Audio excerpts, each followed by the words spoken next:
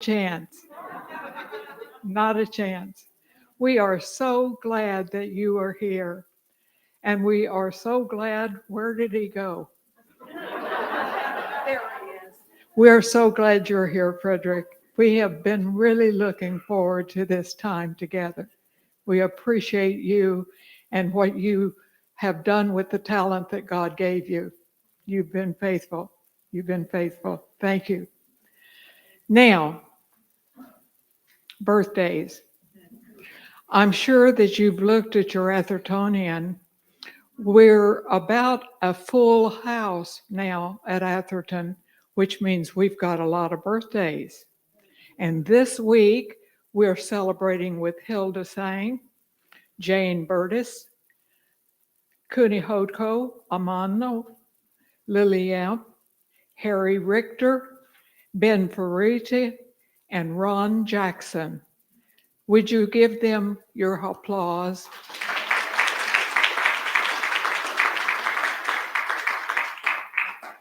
If you are the person that I just named one of, raise your hand so we can see who has birthday this week. There's one on the back row. They must be out celebrating tonight. Yeah, all right, all right.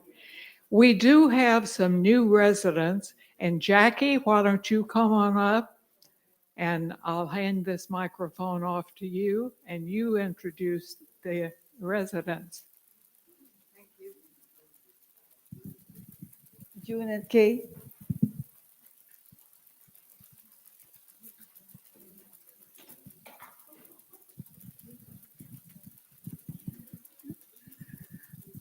Friends, this is June and Kay, and this is June and that is Kay. In case you're wondering, because they sound like female names, both, right?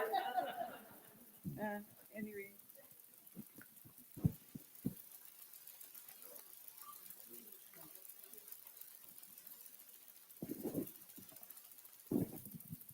well, June and Kay came to Atherton in May of 2020 at the early stages of COVID.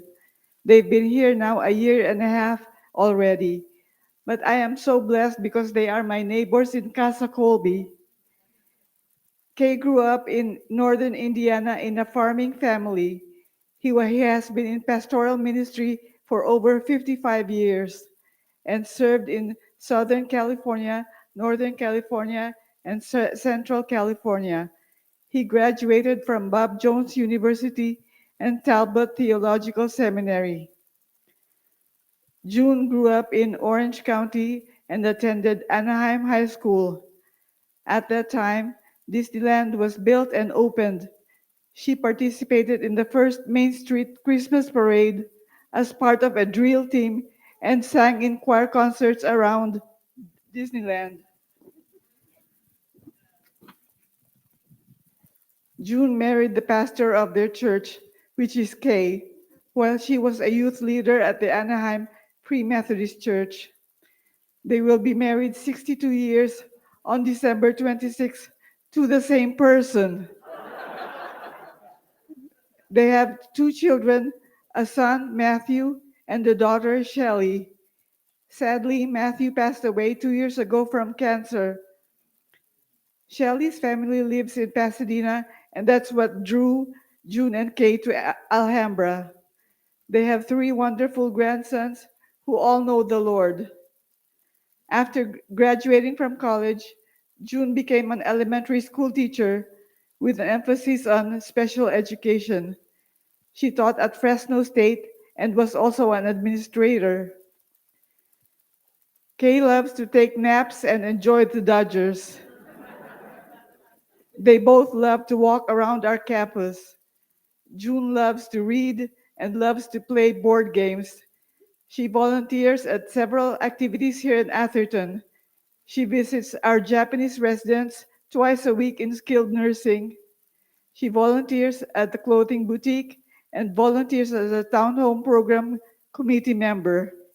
They both love it here and are happy to be here. Would you like to add anything? Oh, okay. Well, ladies and gentlemen, Kay and June Sakaguchi.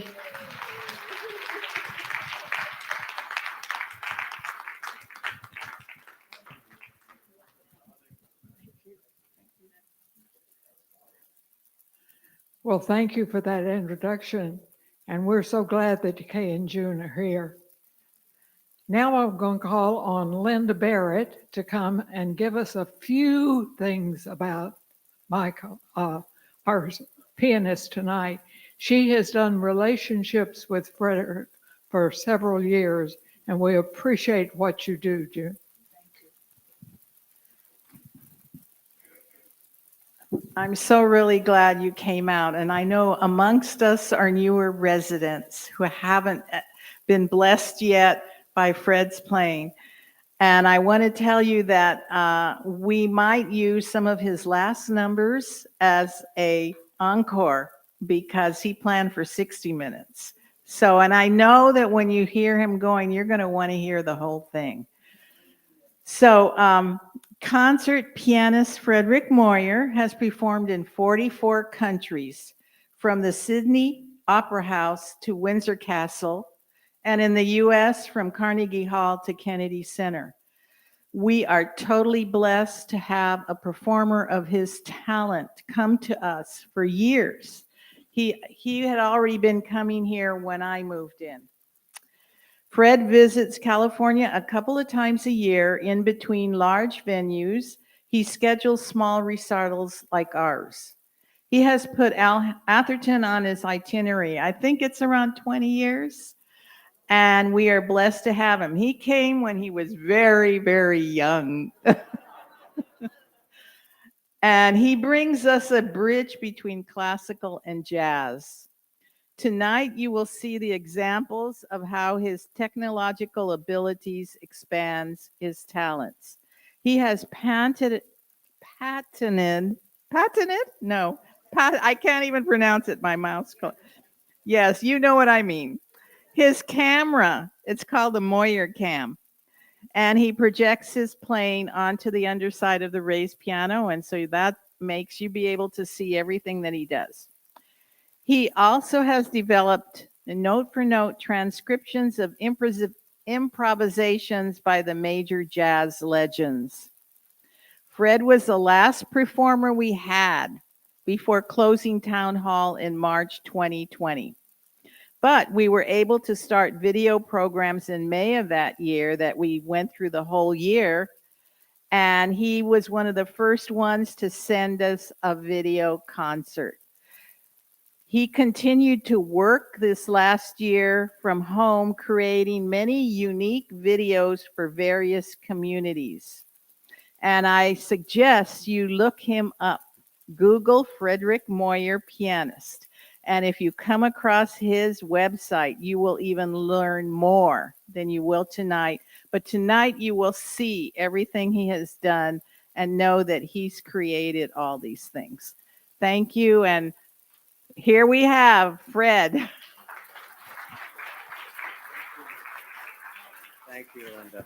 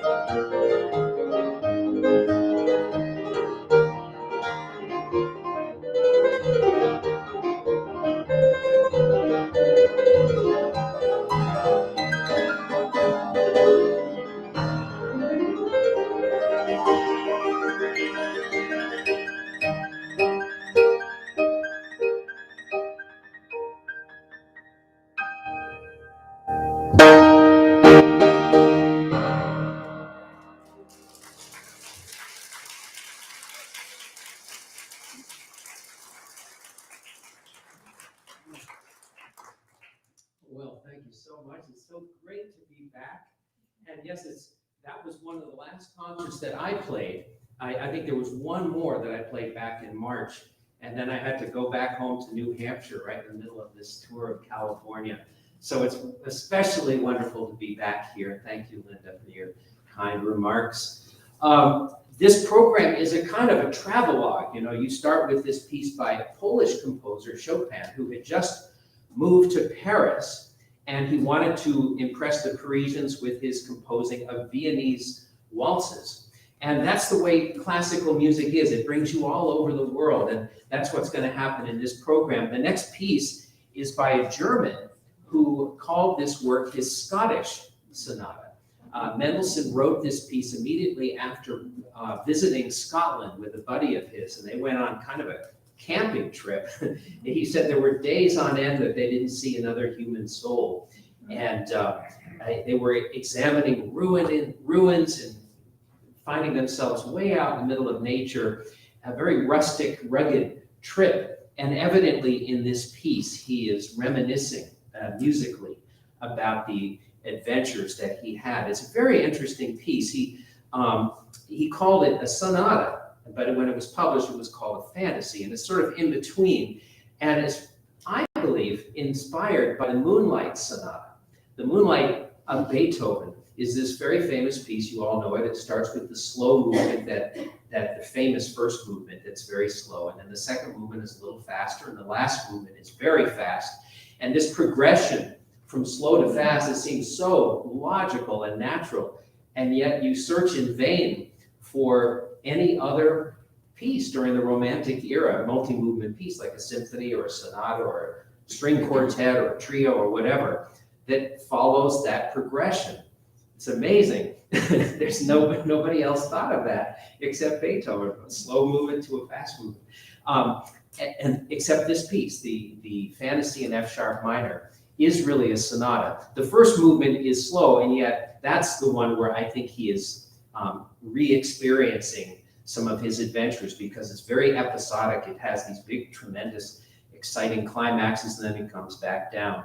And the second movement's a little faster, and the last movement is in 6/8. It's a typical Mendelssohn tempo with all these 16th notes, and it's just loads of fun to play. So here it is, Fantasy in F sharp minor.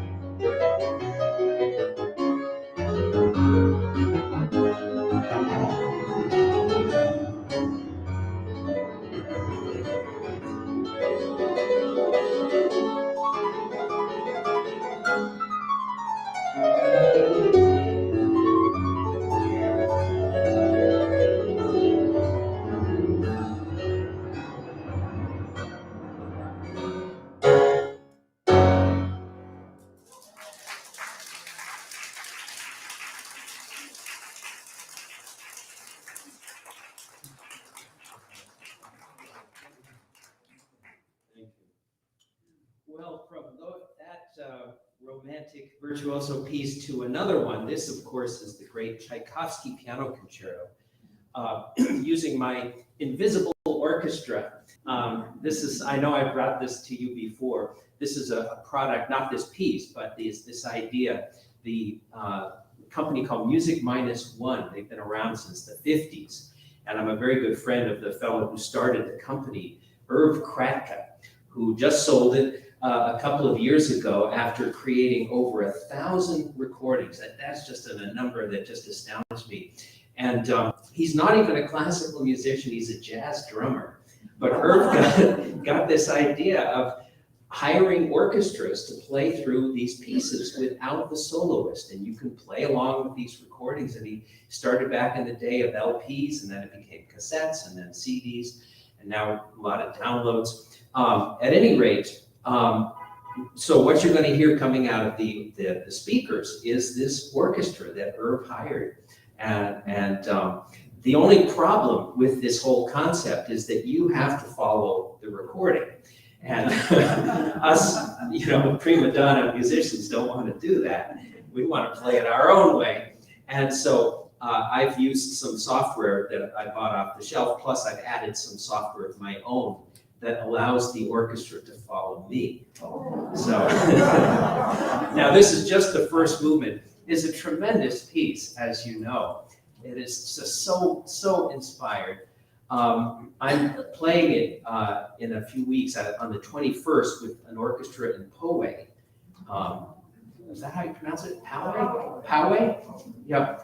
And I put some flyers on the desk if you would like to come or if you know anybody. But this is just the first movement, so if you want to hear the whole thing, you have to go down there. So here it is.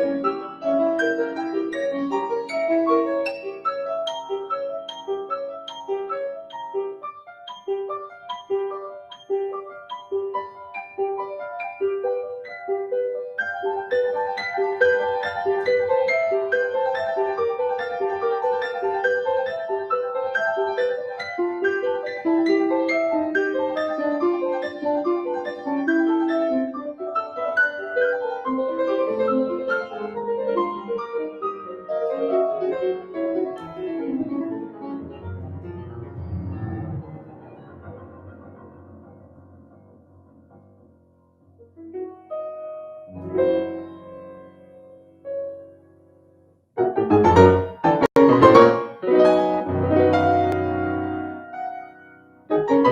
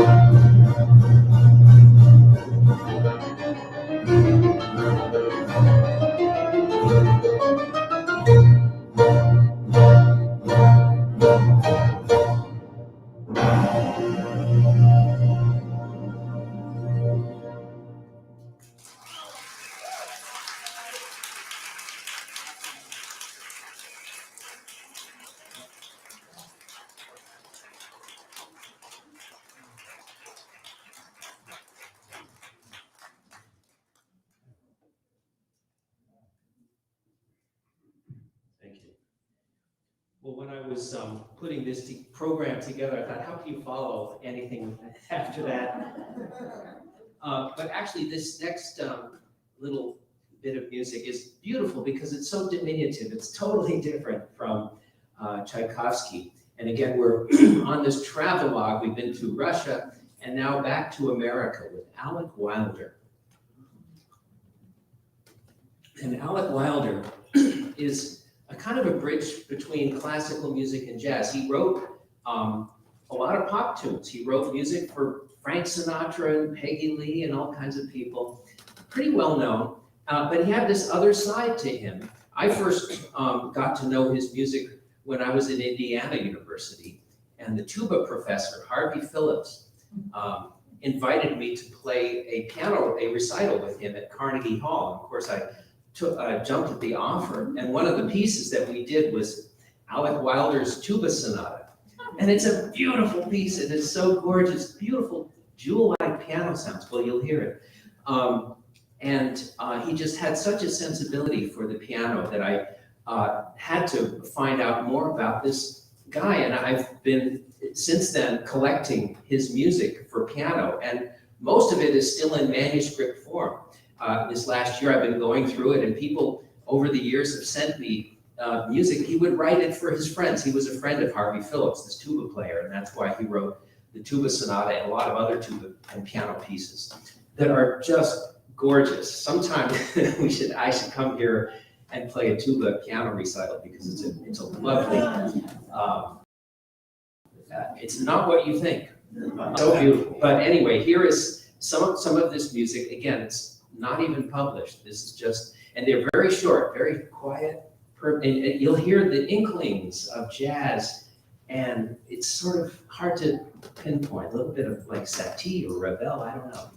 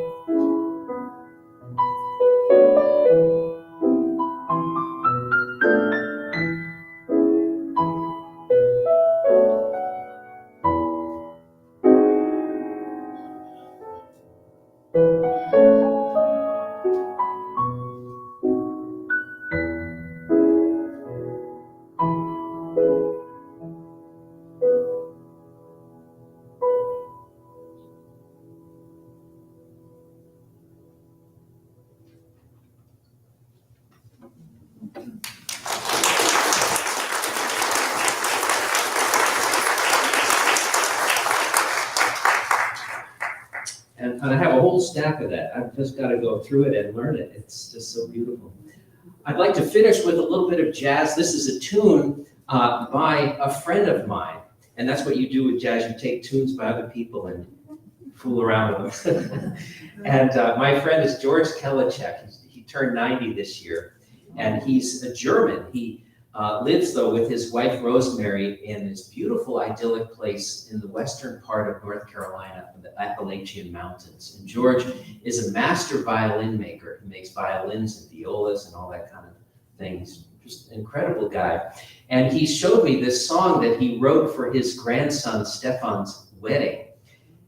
It's called Let Us Dance, and you can tell from the tune that he's totally not into jazz at all.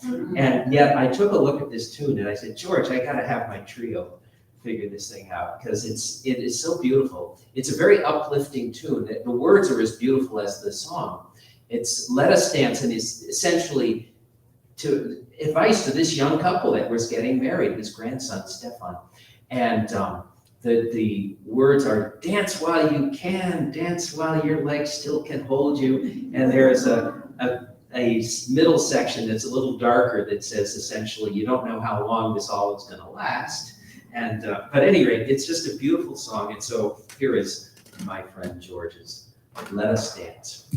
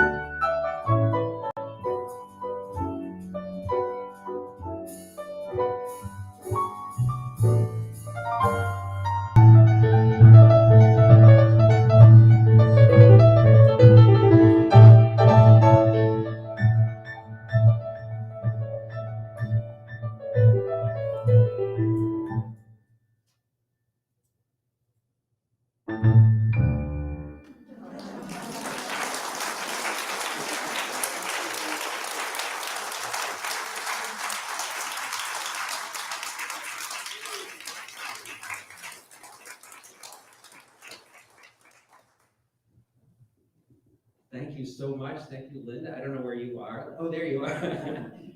If you're at all interested in the CDs, I've got with me invoices, which means you don't need to have cash. If you want something and you don't have money, you can just tell me what you're taking, and I give you a little invoice with my address on it. But other than that, thank you so much for having me. I didn't know it was 20 years that I've been coming here. So I think it has been, and I always loved you all have such a fantastic spirit, and you have such a beautiful place to live. I love coming here every year. Thank you so much.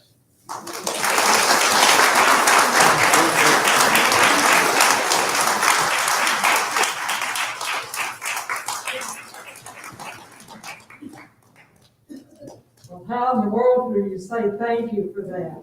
Yes, yes, another clap. So next Tuesday, we will be having chapel here, and the president of Northern Seminary will be our speaker. So have a good week, a good night, and thank you for what you did. Thank you. Good night.